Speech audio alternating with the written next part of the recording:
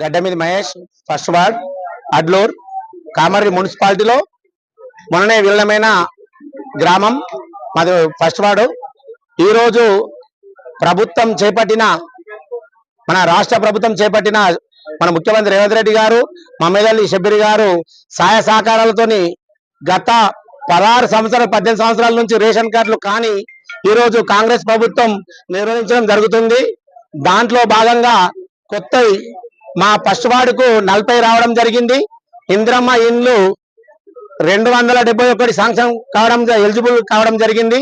ఇంకా మిగతా వారి కూడా రావడం జరుగుతుంది. ఎవరు కూడా అధైర్యపడవద్దు. మొన్ననే మా షబ్బీర్ సార్ గారు కూడా చెప్పారు, రైతు భరోసా ప్లస్ ఇంద్రమ్మ ఇండ్లు, కొత్త రేషన్ కార్డులు ప్లస్ మన విలీనమైంది కాబట్టి మాకు అవకాశం లేదు, ఉందో ఇంకా తెలియదు.